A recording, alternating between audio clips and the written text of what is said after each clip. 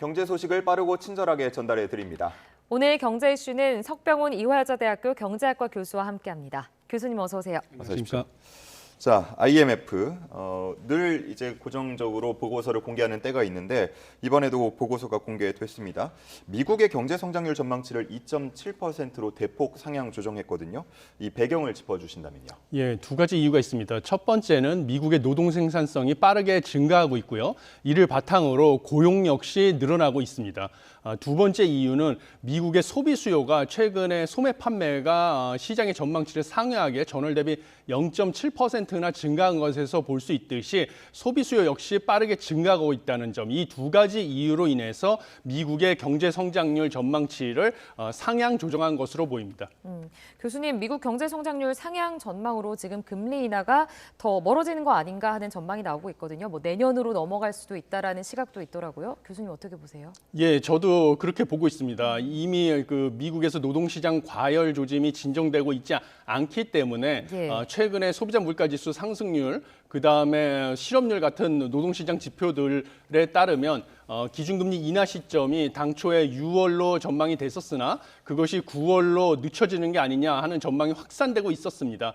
그렇지만 최근에 이 IMF의 이번에 발표된 성장률 전망치 상향 조정으로 인해서 미국이 고금리에도 불구하고 경기가 여전히 탄탄하기 때문에 물가가 완전히 잡힐 때까지 고금리 상황을 충분히 더 유지할 수 있다라고 판단이 되어서 기준금리 인하 시점을 9월보다 더 늦게 연기할 수도 있다라고 저도 전망을 할 수 있겠습니다. 예. 이번 보고서는 최근에 격화한 중동 분쟁 변수가 반영되지 않은 걸로 전해지는데 이게 만약에 반영이 된다면은 경제 성장률 전망치가 어떻게 되겠습니까? 예, 중동 변수가 반영이 된다 할지라도요, 미국의 경제 성장률 같은 경우는 큰 타격을 받지 않을 것으로 저는 보고 있습니다. 미국 같은 경우는요, 중동 정세가 반영이 되면 국제 유가가 큰 폭으로 상승할 것으로 보이는데요. 국제 유가 상승으로 타격을 가장 적게 받을 나라가 미국으로 보입니다. 왜냐하면 미국은 산유국이면서요, 또 에너지 수출국입니다. 그래서 국제 유가가 상승을 해도 미국 경제의 타격은 적은 반면에요, 다른 에너지 수입국들, 예를 들면 대표적으로 우리나라죠. 예. 같은 경우는 국제 유가 상승이 국내 물가 상승이라든지 여러 생산 비용 상승에 가장 큰 영향을 주기 때문에 상대적으로 타격이 크게 있게 될 수밖에 없습니다. 그래서 이번 중동 정세의 영향이 반영된다 할지라도 미국의 경제 성장률 전망은 크게 수정되지 않을 가능성이 높다라고 보고 있습니다. 유럽 쪽 전망치가 내려간 거는 방금 설명해 주신 에너지 요인이 큽니까? 유럽 쪽 전망은, 유럽 같은 경우는 뭐 독일이라든지 이런 나라들은 지금 소비 수요가 침체되기 시작을 하면서 물가가 미국보다 빠르게 진정이 되고 있습니다. 이런 것들이 반영이 돼서 유럽 전망치는 오히려 하향 조정되고 있다라고 보시면 되겠습니다. 예. 교수님, 이 인플레이션을 잡는 데 좀 시간이 더 걸릴 것이다. 이렇게 연준 파월 의장이 좀 변심을 한 발언을 했습니다. 이 발언 때문이지 어쨌든 뉴욕 증시도 좀 혼조세를 보였거든요. 어떻게 좀 보고 계세요? 예. 뉴욕 증시가 이번에 혼조세를 보인 가장 큰 이유는 당연히 이 제롬 파월 미 연준 의장의 발언 때문이라고 저도 보고 있습니다. 제롬 파월 연준 의장이 이제 공개석상에서 인플레이션이 하락을 하는데 더 많은 증거가 필요하고요. 그다음에 인플레이션을 충분히 하향 조정할 때까지 고금리 상황을 유지할 것이다라는 식으로 기준금리 인하를 연장할 것을 시사하는 발언을 했습니다. 그 발언 직후에 미국의 기준금리에 가장 민감하게 반응하는 국채 2년물 수익률이 5%를 돌파를 했습니다. 이 5%를 장중에 돌파를 한 것이 최근에 11월 중순, 작년 11월 중순 이후 5개월 만입니다. 예. 그래서 이것에 따라서 미국의 증시가 혼조세를 보이는 결과를 얻었습니다. 예. 앞서서 저희가 뭐 전망치에 대한 얘기를 했었는데 한국 같은 경우는 아무래도 수출을 많이 하니까 세계 경제 전망치가 올라가면 그에 따라서 올라가는 모습을 많이 보곤 했는데 이번에는 그대로 유지가 됐습니다. 예, 그렇습니다. 예, IMF에서 특별히 다른 이유를 밝히진 않았지만요. 제가 보기에는 우리나라는 아무래도 수출에 의존하는 수출 주도형 경제 성장을 하는 나라입니다. 근데 우리나라의 최대 수출국은 중국이고요. 그 다음에 수출을 많이 하는 나라는 미국입니다. 그래서 두 나라의 수출 비중이 우리나라 전체 수출에서 각각 20%씩 총 40%를 대략 차지하고 있습니다. 그런데 중국 같은 경우는요, IMF가 이번에 경제 성장 전망을 수정하지 않았습니다. 그래서 대중 수출은 중국의 경제 성장률이 늘어나지 않기 때문에 증가할 이유가 없고요. 미국 같은 경우는 사실 미국의 경제 성장률을 상향 조정했지만요. 미국이 최근에 경제가 호황을 보이는 이유는 소비가 증가를 하고 있는 것인데 미국의 내수 소비 같은 경우는 제조업보다 상대적으로 서비스 산업 쪽으로 소비가 큰 폭으로 증가를 하고 있습니다. 근데 서비스 산업의 소비 수요가 증가를 하는 것은 우리나라에서 미국으로 수출을 하는 수출품에 대한 수요가 증가하는 것하고는 큰 상관이 없기 때문에 미국의 경기가 좋아진다고 할지라도 우리의 대미 수출은 크게 영향을 받을 것이라고 보이지 않아서 우리나라의 경제 성장률 전망은 상향 조정하지 않은 것으로 보입니다. 그렇군요. 자, 미국 증시에 상장이 돼 있는 쿠팡 같은 경우에요. 최근에 저희가 뭐 구독료 인상 소식도 전해드렸는데 최근에 주식시장에서 상승세가 이어지고 있다고요? 예, 그렇습니다. 쿠팡 같은 경우는 올해 들어서만 37% 이상 주가가 큰 폭으로 상승을 했습니다. 예. 그래서 지난 2월 28일에 처음으로 연간 흑자를 달성하는 이후로 주가가 상승하기 시작을 했는데요. 특히 가장 큰 폭으로 상승을 한 것은 최근에 그 쿠팡의 멤버십이죠. 예. 와우 멤버십에 가입하는 신규 회원의 요금을 기존의 4,990원에서 7,890원으로 무려 58.1%나 올리겠다고 발표한 이후로 예. 특히 큰 폭으로 그 주가가 상승을 하는 결과를 얻었습니다. 그래서 사실 많은 고객들의 불만이 제기가 됐음에도 불구하고요. 이 쿠팡 같은 경우는 기존에 로켓 배송이라고 해서 빠른 배송, 그다음에 멤버십에 가입을 하게 되면 쿠플레이라고 해서 OTT 서비스까지 이용할 수 있다는 이런 강점, 그리고 그동안의 고객들이 쿠팡을 사용하게 되면 이 플랫폼에 익숙해져 가지고 이 소위 말하는 락인 효과라는 게 있죠. 그래서 이 이용료를 상향 조정을 한다 할지라도 고객들이 쉽게 이탈하지 못하는 이런 효과가 있습니다. 예. 그래서 이 이용료를 큰 폭으로 인상을 해도 고객이 이탈하는 것보다 기존의 고객들이 남아 있어서 이용료가 상승하는 것으로 쿠팡의 매출이 큰 폭으로 증가하는 효과가 더 클 것이라고 전망이 되기 때문에 이것이 반영이 되어서 주가가 크게 상승을 한 것으로 보입니다. 네, 알겠습니다. 자, 여기까지 좀 짚어보고 다음 소식도 살펴보도록 하겠습니다. 교수님, 환율을 좀 짚어보지 않을 수가 없는데 어제 장중한데 1,400원대를 터치를 했습니다. 이게 역사상 네 번째라고 하더라고요. 그러니까 뭐 1997년 외환 위기 때 그리고 2008년 글로벌 금융 위기 시기 때 이제 1,400원을 찍고 이번인데 그래서 어떻게 보셨습니까? 이게 왜 이렇게 좀 오르고 있는 건가요? 예, 그렇습니다. 지금 역대 네 번째인데요. 1,400원대를 찍은 것은. 그래서 앵커님께서 지적해 주신 것처럼 IMF 외환위기, 글로벌 금융위기, 그다음에 2022년 9월부터 11월 미국이 긴축을 하면서 금리를 빠르게 인상하던 시기에 이어서 이번이 네 번째입니다. 근데 이번에 환율이 빠르게 상승하는 것은 두 가지 이유를 보시면 되겠습니다. 첫 번째는 최근에 그 중동 정세가 악화되면서요. 전 세계적으로 안전자산에 대한 수요가 증가하고 있습니다. 그래서 대표적인 안전자산이 미국의 국채이기 때문에 미국의 국채를 투자하기 위해서는 당연히 달러화를 환전을 해야 되죠. 그래서 달러화에 대한 수요가 급증을 하게 되니까 달러화가 강세를 보이는 현상. 이게 첫 번째 이유고요. 두 번째 이유 같은 경우는 아까 말씀드렸다시피 미국의 경제가 나홀로 이제 좋아 보이는, 탄탄해 보이는 탄탄한 그런 효과가 있는 것입니다. 그래서 미국이 소비 수요도 좋고 노동 생산성도 빠르게 증가하고 그러다 보니까 미국의 경기가 좋아서 미국의 경제의 기초 체력, 펀더멘탈이 좋기 때문에 그 금리 인하 시점이 뒤로 미뤄질 것이다. 기준금리 인하 시점이 뒤로 미뤄질 것이다라는 기대가 확산돼서 이 두 가지 이유로 강달러 현상이 지속되고 있다. 그래서 이런 고환율 현상이 지속되고 있다라고 보시면 되겠습니다. 예, 이 방향성도 방향성인데 속도가 굉장히 빨라 보입니다. 그러자 외환 당국이 흐름을 예의주시하고 있다라면서 구두 개입을 했거든요. 이 고환율 전망, 뭐 1,440원 전망도 있던데 어떻게 보시는지요?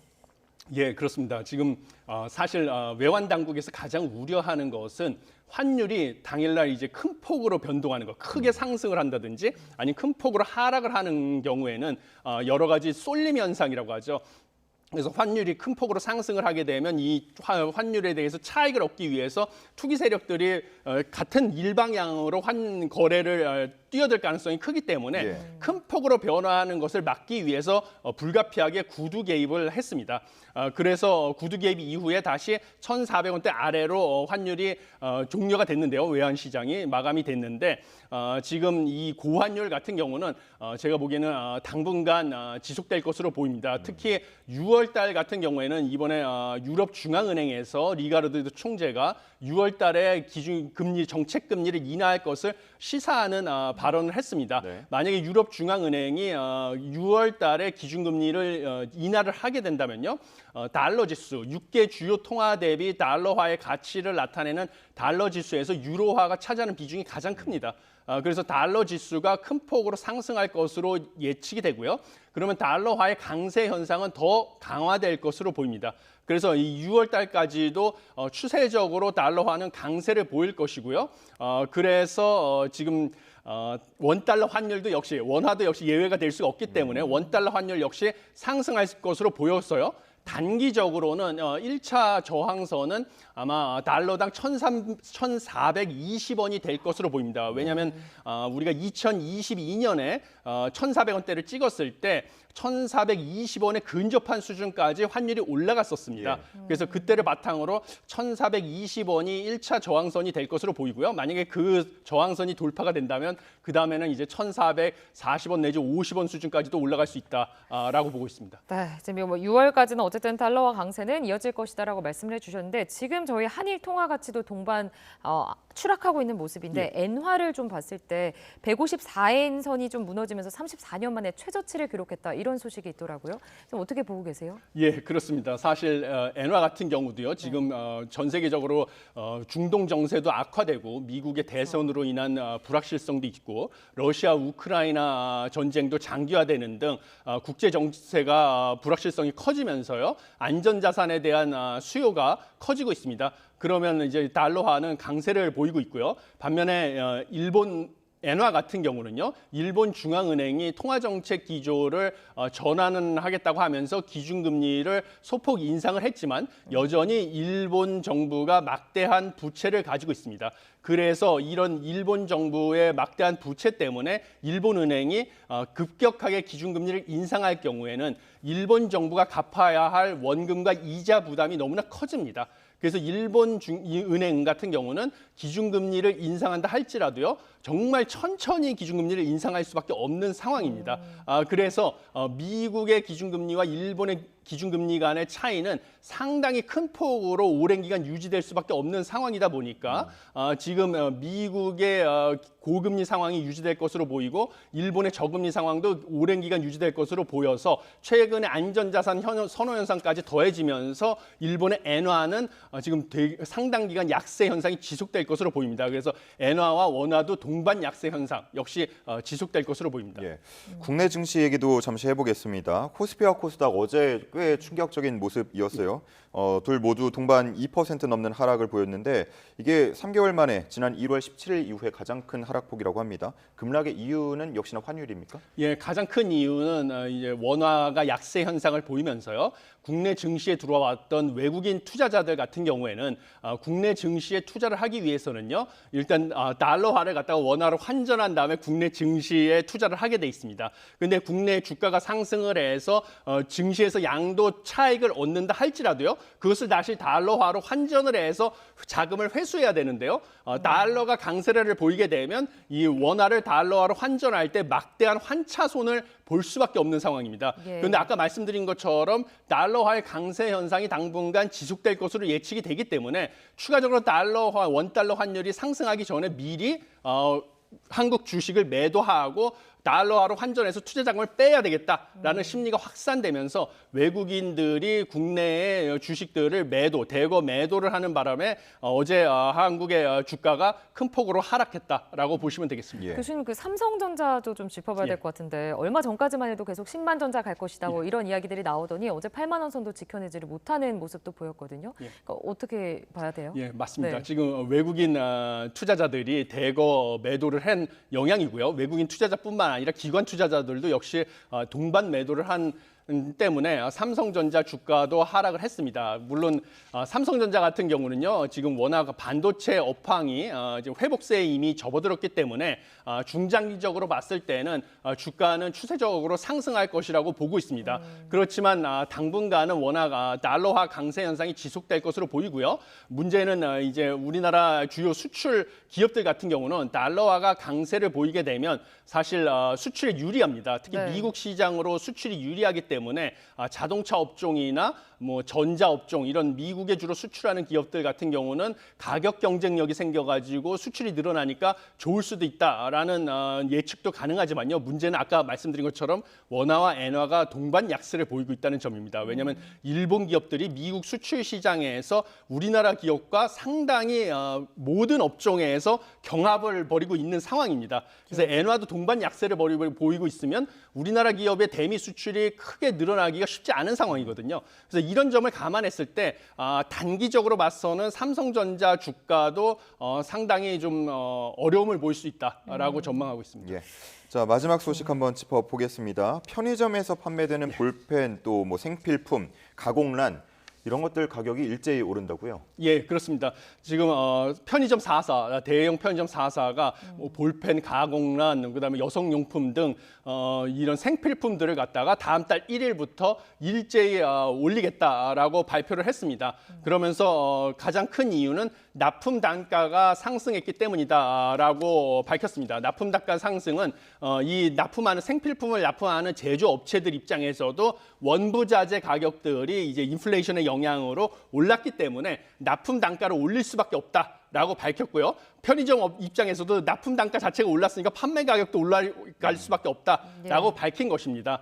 그런데 사실은 이 편의점뿐만 아니라 대형마트 역시 이달 중순부터 다음 달까지 일제히 생필품 가격을 올릴 계획이다라고 밝히고 있습니다. 이런 것들은 지금 총선 이전에 정부에서 사실 물가를 억제하겠다고 뭐 기업들이나 생산자들에게 물가를 관리해 왔습니다. 좀 가격 인상을 자제하라라고 좀 권유를 해왔던 영향으로 그동안에 생산 비용은 올랐음에도 불구하고 제품 판매 가격을 올리지 않고 있었습니다. 그랬던 그 가격 인상 압력들이 총선이 끝난 이후에 결국은 기업들이 참지 못하고 이제 일제히 가격에 반영을 했던 그런 결과입니다. 그래서 제가 누차 지적을 했듯이 사실 정부에서 아무리 가격을 통제한다 할지라도요. 예. 이 가격을 인상하고자 하는 이 수요가 공급보다 많기 때문에 가격이 올라가는 것인데요. 공급량이 늘어나지 않으면 결국은 이 정부의 가격 통제는 언젠가는 기업이 가격을 올릴 수밖에 없기 때문에요. 일단은 가격이 동결된 것으로 보이지만 이것은 착시 효과에 불과하고요. 정부의 가격 인상 억제가 풀리는 순간 이 지금 못 올렸던 가격까지 반영돼서 나중에 더 큰 폭으로 가격이 뛴다라는 이것이 실현되는 것이다라고 보시면 되겠습니다. 알겠습니다. 착시 효과라고 말씀하니까 앞으로 다가올 좀 가격 인상이 무섭게 느껴지기도 합니다. 자, 지금까지 석병훈 이화여자대학교 경제학과 교수와 함께했습니다. 고맙습니다. 감사합니다. 고맙습니다.